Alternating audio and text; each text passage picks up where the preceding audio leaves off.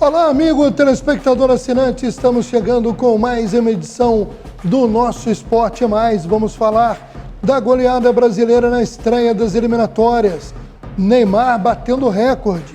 Vamos também falar da próxima rodada das eliminatórias, atualizar algumas novidades sobre os clubes e também notícias do esporte local, das séries menores do futebol do Rio de Janeiro e muito mais. Fique ligado com a gente que está começando o Esporte Mais.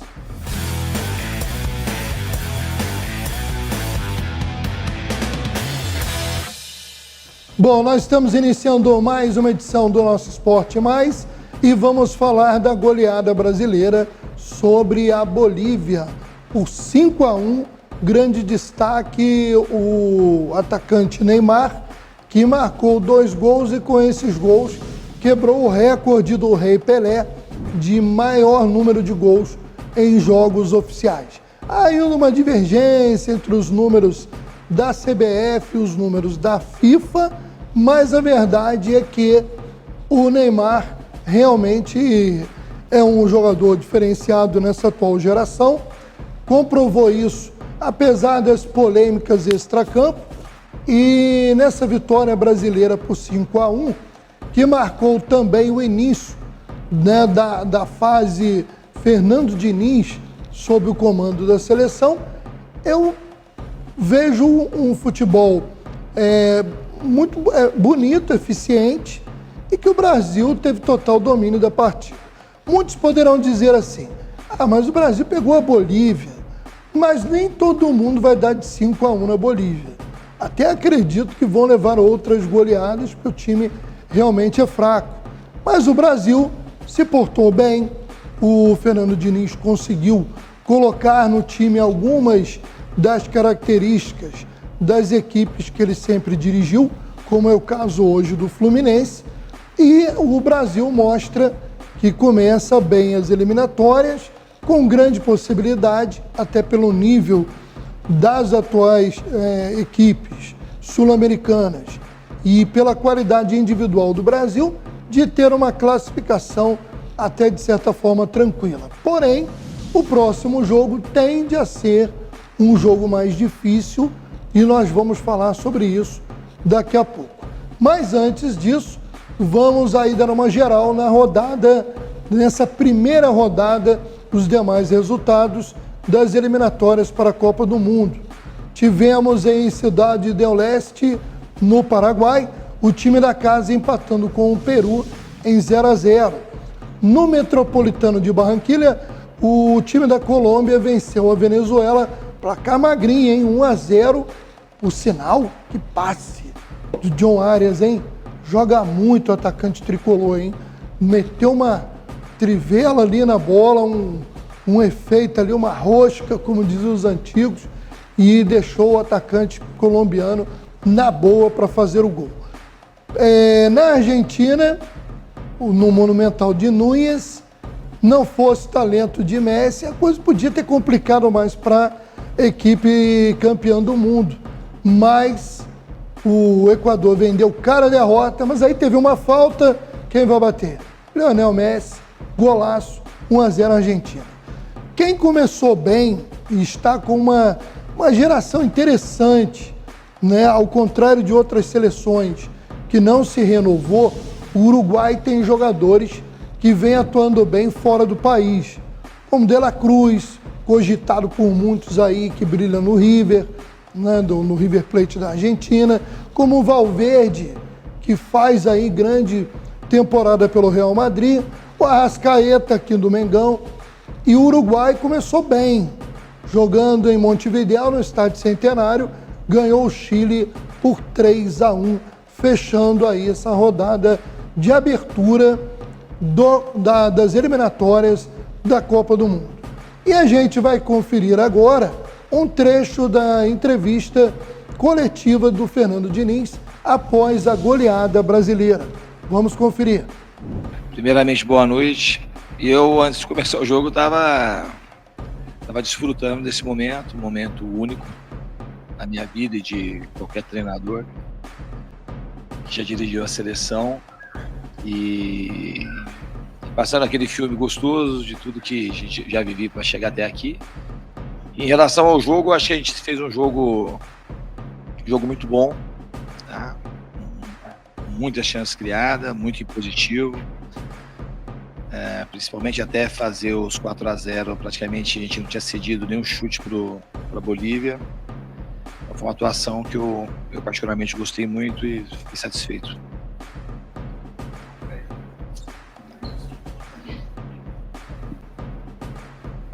Fernando, boa noite, Caio Mota, Globo Esporte. Pô, Caio. Queria te perguntar a respeito do Neymar. A percepção que a gente tinha ali é de que você falou, vai se divertir. Ele, muita liberdade de movimentação, de criação. Às vezes ele estava atrás até do Casemiro para buscar a bola. Estava se divertindo mesmo com a bola. Foi isso que você buscou com ele mesmo? Essa liberdade? Foi. Acho que ele precisa estar com esse espírito e a gente que não sabia o que o Neymar ia vir fazer aqui, ele veio fazer isso aí que ele fez. Veio se divertir, veio fazer 2 gols, veio quebrar recorde e veio mostrar que está super afim de viver isso. É um ídolo muito gigante, você vê pela reação do público. Isso é uma coisa que não adianta, as pessoas têm que saber reconhecer e aceitar. Isso não é uma coisa, o Neymar não faz nada para ter essa adoração. É simplesmente natural, pelo imenso talento que ele tem, pela simpatia, pela empatia que ele desperta nos torcedores. É muito bom poder viver isso com ele e espero e tenho muita convicção que é só o começo de um futuro daqui para frente brilhante que acho que ele vai ter aqui na seleção e também espero no time que ele tiver. Show? Aproximar aqui? Vocês não estão ouvindo bem aí? O áudio tá bom? Tá? Meio baixo. Vai estourar, né? É só evitar abrir a porta e toda hora botar alguém aí segurando. Vamos conseguir? Pode ir? Diniz, aqui na frente, Rodrigo do canal Vamos. A seleção brasileira hoje teve 80% de posse de bola. Esse, inclusive, desde que essa estatística é computada, é a maior de um jogo da história da seleção brasileira. Quero que você fale sobre a importância de estar com a bola no seu trabalho, como que você vê essa importância. E falar um pouquinho também sobre essa estatística, que é mais uma curiosidade, mas acho que representa um pouquinho do que você tem de ideia de jogo. Não, representa, para mim representa. Todo mundo sabe que eu tenho um apreço muito grande para ficar com a bola. E mais do que ficar com a bola, como a gente teve hoje, ser bastante agressivo, criativo e criar muita chance de gol. Então, hoje foi o cenário ideal de ter uma posse de bola extremamente eficiente. E é isso que a gente pretende fazer daqui para frente. Foi um início, a gente sabe que é um início apenas, mas a gente vai procurar melhorar em todas as frentes. A gente teve alguns erros hoje, no dia de hoje, mas os pontos positivos deles superaram muito aquilo que a gente teve de ponto negativo. Boa noite, Diniz. Bruno Amâncio, do ge.globo.pa. O jogo, como um todo, felicidade, torcida, aquela vibração, marca histórica do Neymar. O Rodrigo também marcando 2 gols, sendo destaque. Mas a gente não pode deixar de falar do Richarlison, que busca tanto esse gol, saiu chateado, chorou no banco de reserva. Queria que você falasse se você conversou já com esse jogador e como você vai tratar esse lado mental para que ele possa voltar aos grandes momentos. Muito bom a sua pergunta. Uma coisa que eu gosto muito de fazer está no lugar certo para acontecer isso. Então todo mundo já acolheu e a torcida também soube acolher o Richarlison, ele saiu aplaudindo. Você já mostra o carinho e é uma coisa que o Richarlison desperta no torcedor brasileiro, essa coisa carinhosa. E a gente vai fazer de tudo aqui para ele possa manter a tranquilidade, que ele é um jogador grandioso e a bola dele vai passar a entrar. Vai ser mais tarde. Bom, vamos falar um pouquinho aí dos grandes do Rio de Janeiro, né? Nesse período de paralisação em virtude da data FIFA, né, para os jogos de eliminatórias. E o Botafogo tentou um último reforço no fechamento aí dessa janela, que seria o Roberto Pereira, meia uruguaio, que acabou acertando o seu retorno para a Udinese da Itália. Com a impossibilidade de trazer o Roberto Pereira, o elenco do técnico Bruno Lage está fechado e vale lembrar que foram feitas 5 contratações recentes: o zagueiro Bastos, o lateral direito, Matheus Ponte, e os atacantes, o Diego Hernandes, o Valentim Adamo e o Diego Costa. Então, com essa negativa do Roberto Pereira, a diretoria do Botafogo entende que encerrou as suas contratações, o elenco está definido, é o líder do Campeonato Brasileiro e assim vai seguir. O Flamengo não teve novidades aí em termos de reforço, mas ainda vê com expectativa o seu retorno aí à briga pelo título de campeão brasileiro, pegando como base jogos, ou melhor, campeonatos anteriores, em que o Flamengo aparecia fora da disputa e foi reagindo e acabou conseguindo ser campeão, né? Principalmente depois daquele período da pandemia, tivemos aí, se eu não me engano, 2021, né? Foi um ano que o São Paulo chegou a disparar, depois o Inter, e o Flamengo acabou sendo o campeão. O Flamengo que fez um jogo treino contra o Zinzani, campeão da Série C do estado do Rio de Janeiro, e venceu por 6-0. Bom, no Fluminense, também sem grandes novidades, a expectativa é crescente para as semifinais da Libertadores, onde o Fluminense busca aí a glória eterna, né? Esse título que até hoje o Fluminense não contratou, não conquistou, embora algumas vezes chegou bem perto. Teremos antes disso, né, um clássico no sábado entre Vasco e Fluminense no Newton Santos, lá no estádio do Botafogo. Até falar uma coisa, né? O Vasco tem uma boa notícia, hein? O Vasco já acertou a compra em definitivo do Pablo Verratti, junto ao Belgrano da Argentina. O jogador já chegando, né, no Vasco, fazendo uma série de gols em pouco tempo e já caiu no gosto do torcedor vascaíno. Bom, vamos agora falar das equipes de menor investimento do futebol do Rio de Janeiro, inclusive da boa campanha do Volta Redonda na Série C do Campeonato Brasileiro. Chegando com a gente, Gabriel Andreas. E aí, Gabriel? Alô, Aragão, um abraço a você e a todos ligados conosco, chegando mais uma vez com mais um boletim do site acessocarioca.com.br e girando todas as informações mais importantes dos clubes de menor investimento do Rio de Janeiro, aquilo que rolou no último fim de semana e o que deve rolar na semana que está se iniciando. A gente começa falando do Volta Redonda, o voltaço que mais uma vez fez sobre as outras competições que envolvem os times do Rio de Janeiro. A Copa Rio está chegando também à sua etapa decisiva. Isso porque tivemos a classificação de equipes bastante tradicionais aqui no Rio de Janeiro, caso do Olaria, do América, do Friburguense, para as quartas de final. E o Serrano é uma das grandes novidades. O Serrano, que é o único time da terceira divisão dessa estadual, desse Campeonato Carioca, e que estará entre os classificados, entre os 8 melhores da Copa Rio e, portanto, lutando por uma vaga nas competições nacionais para o próximo ano, tanto na Copa do Brasil quanto no Campeonato Brasileiro da Série D. Importante lembrar que a equipe de Petrópolis poderá também ter a companhia do Petrópolis, desde que esse passe pelo Volta Redonda nas oitavas de final da Copa Rio, o único jogo que ainda resta dentro dessa etapa eliminatória. E falando no Serrano, o Leão da Serra começou muito bem a sua trajetória na terceira divisão do Campeonato Carioca, que começou neste fim de semana.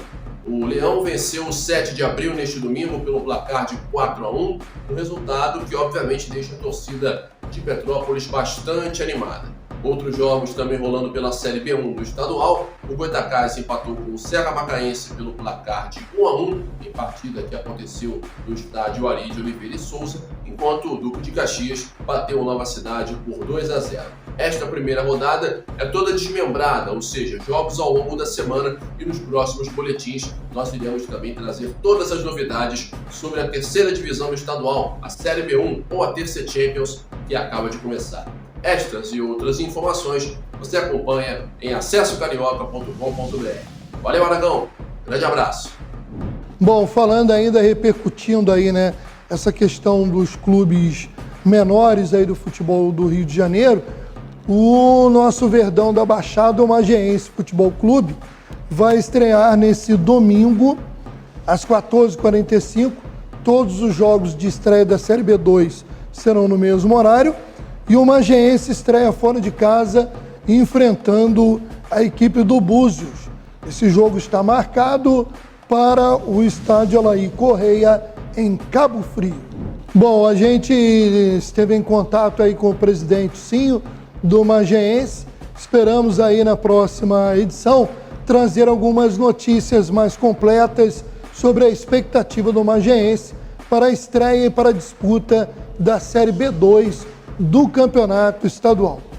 Bom, vamos falar agora os próximos jogos da eliminatória sul-americana. A rodada recomeça nesta terça-feira, 17 horas. Tem Bolívia e Argentina na altitude. O Equador recebe o Uruguai às 18 horas, isso horário do Brasil, né, horário de Brasília. A Venezuela às 19 horas recebe o Paraguai. E teremos ainda Chile e Colômbia às 10h30 da noite. Eu destaque para o jogo do Brasil, fora de casa contra o Peru, um adversário difícil, que participou da última Copa, tem expectativa de classificar-se de novo. Então teremos um jogo, creio eu, complicado aí para o Brasil, mas onde eu acredito que temos tudo aí para ver mais uma vitória da equipe verde e amarela, iniciando bem a competição. O Brasil, que navegou em mares de tranquilidade na eliminatória da Copa passada, esperamos que também siga assim, até para que no meio das eliminatórias, o Brasil, que ainda tem aquele negócio, o Diniz é um técnico interino, não sabemos aí quem será o futuro técnico para a Copa do Mundo.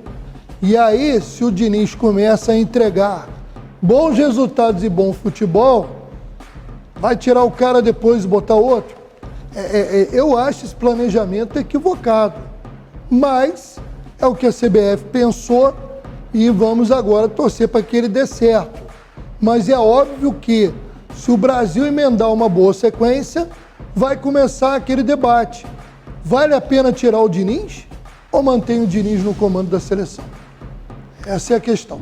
Bom, vamos falar agora do Campeonato Carioca de Futsal, onde a semifinal vai estar aí dependendo agora de decisão da Justiça Desportiva.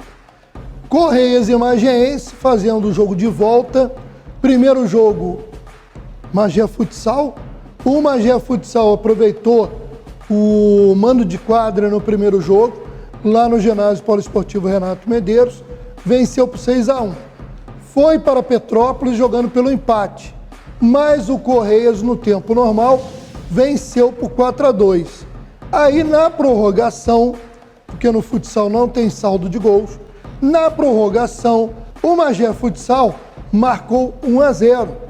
E aí o jogo faltava ali 3 minutos e alguma coisa. É tempo demais no futsal. 1 minuto é muito tempo no futsal, quem dirá 3. E aí alguém jogou uma garrafa d'água na quadra, segundo o pessoal do Correias. Ninguém sabia ainda, e até a gravação dessa edição não sabemos de onde teria vindo essa garrafa d'água. O certo é que não houve mais nada além disso. E o juizão suspendeu a partida e alegou falta de segurança. Faltavam 3 minutos e pouco. Quer dizer, a gente não sabe o que vai acontecer. Óbvio que eu acredito que seria muito injusto declarar ali a partida encerrada porque ela teoricamente não foi encerrada, ela foi suspensa. Mas isso, quem vai decidir é a Justiça Desportiva.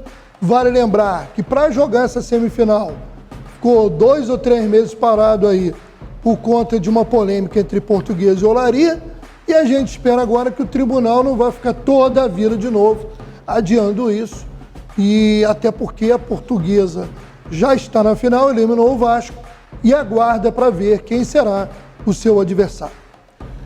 Falar agora do Corinthians, campeão brasileiro de futebol feminino, num estádio com mais de 42.500 espectadores, que foi o recorde continental de maior público do futebol feminino de clubes.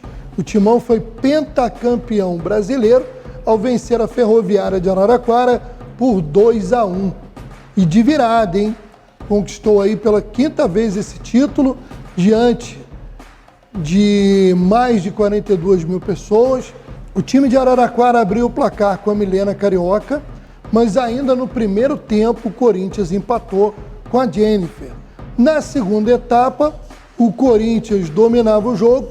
Numa roubada de bola, foi feito o lançamento, se eu não me engano, a Debinha, né, da seleção, quem cruzou, e a Tamires fez o gol da virada que garantiu o título. Foi a última competição do técnico Arthur Elias, foi homenageado pelas jogadoras e pela torcida, porque após essa competição ele assume a seleção brasileira de futebol feminino no lugar da sueca Pia Sundhage, que deixou aí o comando da seleção. Parabéns às meninas do Timão.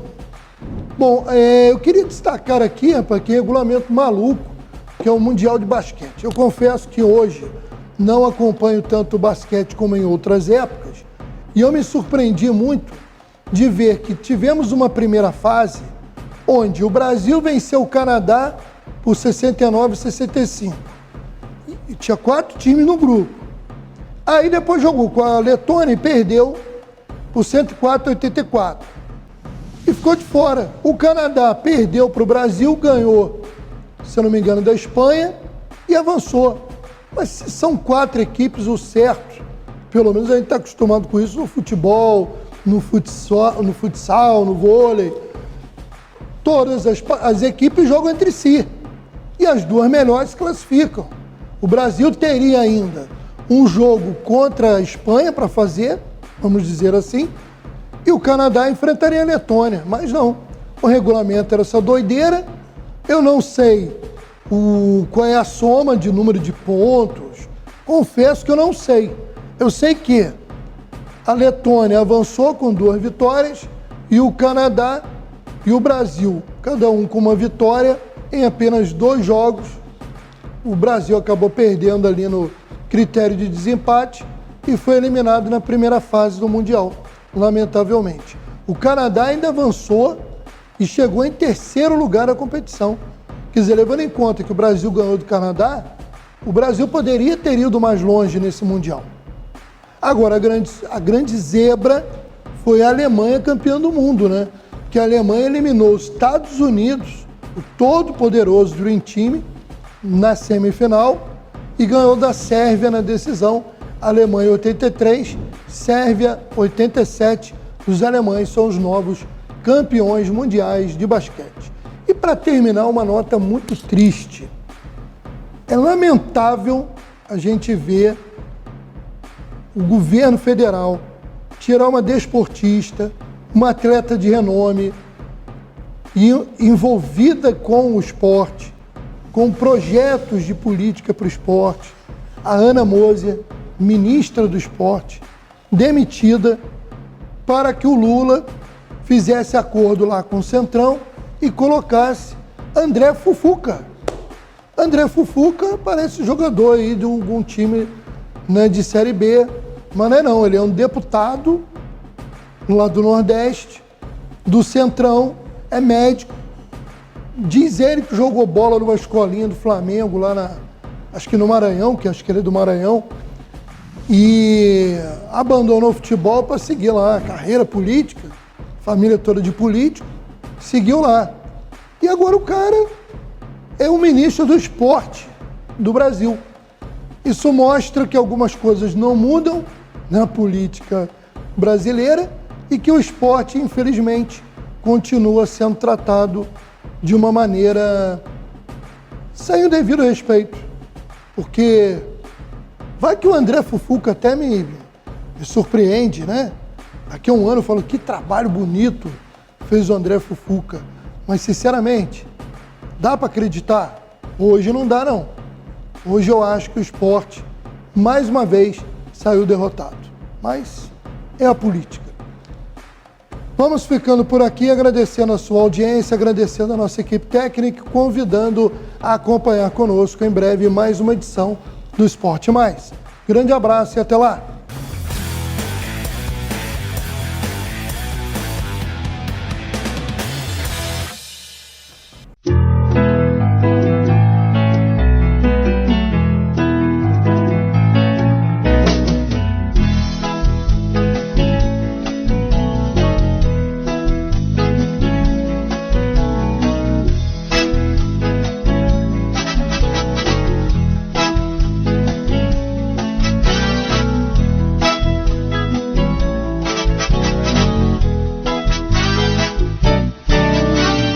Rio de Janeiro, cidade maravilhosa, cheia de encantos mil, abençoada por Deus.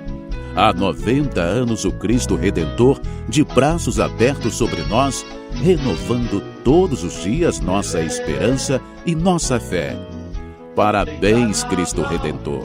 Uma homenagem da Rede TV Mais aos 90 anos da imagem do Cristo Redentor.